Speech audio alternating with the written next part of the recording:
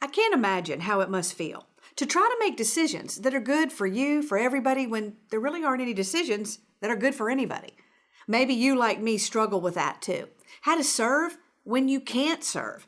To be responsible for helping others when you yourself are running on empty. And how to motivate your team and coworkers at the same time. What a challenge.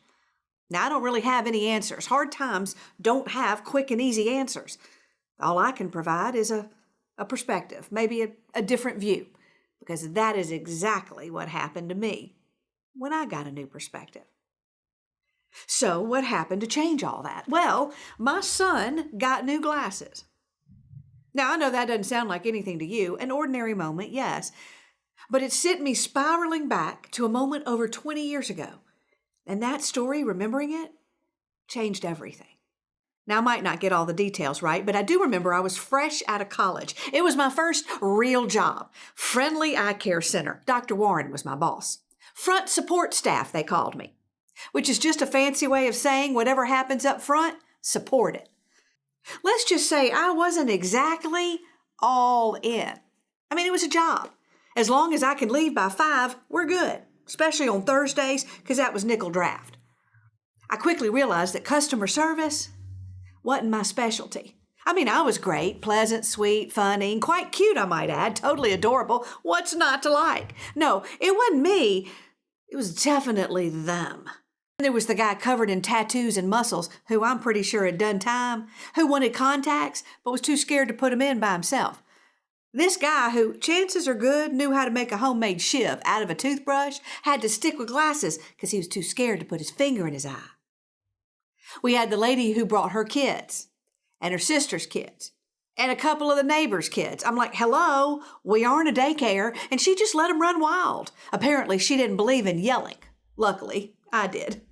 Those customers, I didn't bother being nice to. I mean, I was barely motivated as it was. Super nice on a Friday afternoon, but any other time, and honey, it was just luck of the draw. Friendly Eye Care Center should have been called Sometimes Friendly Eye Care. I'll never forget the day the woman and that little girl walked in. So why am I telling you this? Well, just hold on. I'm getting to it. You see, one day I'm standing there doing my thing, probably filing, which wasn't my favorite task ever since I'd lost one of my Lee press-on nails somewhere between the G and the K. I still remember the color, Coral Passion. Never did find it. Anyway, this woman and this little girl come in for their appointment. I'm guessing the little girl was, I don't know, maybe about 7, ordinary enough. Now, I could tell at a glance that they probably didn't have much money. I mean, not that I did either, but there's just some things you know by looking. Or maybe because you've been there yourself, or maybe because their file was color-coded. Right there, watching them, I had this flashback of me as a little girl at that age. And I remembered all the times my mother would drag me along with her on errands. I remember when I was that little girl's age, the day my world tilted a little bit. I remember we were in the carpool line when I noticed for the first time that the other cars were shiny and ours was dull. And that night at dinner, in a fit, I announced to my parents that we were poor with this look that said, explain yourselves. I remember the look on my dad's face. It's kind of a look of disgust. I know I caused that look on him more than once. And he said, you're correct. You are poor. You have nothing. We, your mother and I, we have money. We have a house, we have a car, but you own nothing. In fact, you're even below poor. If you had to pay us for what you have, you would owe us money. And since you don't make any, you'd never be able to pay us back. And while my mother smiled and nodded in agreement, my father said the words that were branded into my soul. He said, if you always look at who has more, you'll always be poor. If you always look at who has less, you will always be rich.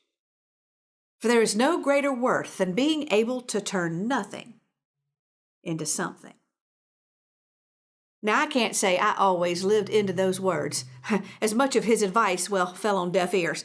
But it was Daddy's words I was thinking of that day in the eye care center, as I watched the little girl hopping all over the place in excitement because she's getting new glasses.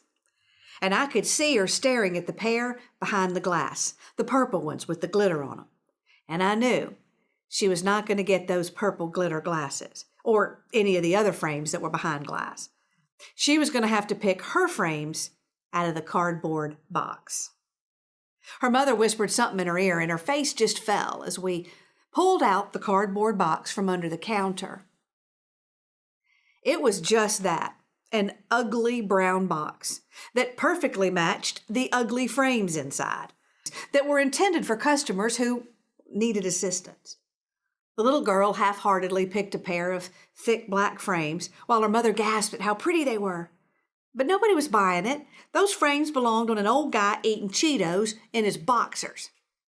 Now the little girl put on a brave face and a determined look that said she was used to being disappointed. We told them to come back in 3 days to pick up their new glasses. When they left, it felt like the air had been sucked out of that place. I felt so bad for them, helpless, like, I can't fix this. I remember thinking how unfair it was. I mean, this wasn't like the guy who was just refusing to pay. This wasn't somebody trying to milk the system. For the first time in my eyes, this customer had a face and a name and a story. For the first time, I actually cared about the customer and couldn't do a darn thing about it. So what happened? Well, I asked Dr. Warren why we couldn't just give them to her. I mean, I couldn't afford them out of my paycheck, but he could.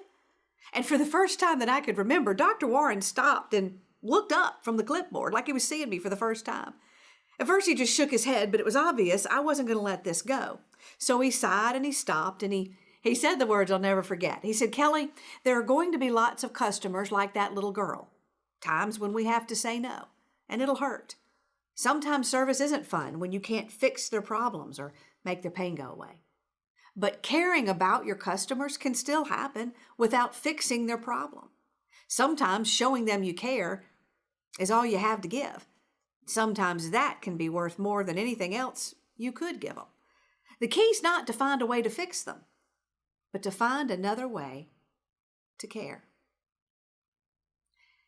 And I remembered what my dad had said, "Rich is finding a way to turn nothing into something." I knew I couldn't afford to buy the little girl the glasses, but I had an idea. Now I worried she might find it silly, but I decided to do it anyway. And I didn't need any beer money this week. In a few days, when they came back to pick up the glasses, the little girl wasn't skipping. And when Dr. Warren placed her new glasses on her face and tightened them up and had her look in the mirror, she barely smiled. Her mother told her how pretty she looked, but again, nobody was buying it. When they got through paying for the glasses, I called out, "Wait, you forgot something." And I held up this little purple satin bag with a drawstring tie. The contents of that bag had not cost me more than $5. And I wasn't sure how long the glue would hold or whether it would look that great when they were done. But it didn't matter. You should have seen that little girl's face when she pulled open the bag and saw the glittering jewels that looked like tiny colored diamonds and a little tube of super glue and a tiny pair of tweezers. "You didn't know?" I asked in shock. "These glasses you got are very fancy." "Why, those are the best glasses in the whole store because they will have jewels on them. And nobody else has jewels on their glasses. And what's even better, you get to put them on. So they'll go exactly where you want them. And if one falls off, no worries. There are plenty in there to just glue another one back on. That's why the glasses have to be sturdy and strong and black, because that's the best way to showcase your jewels." You would have thought that $5 gift was worth $1 million, the way that little girl danced around in glee.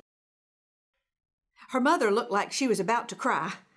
I'm thinking that to her, this was about something more than dollar store crystals. We all agreed that was one of the best days at the eye care center.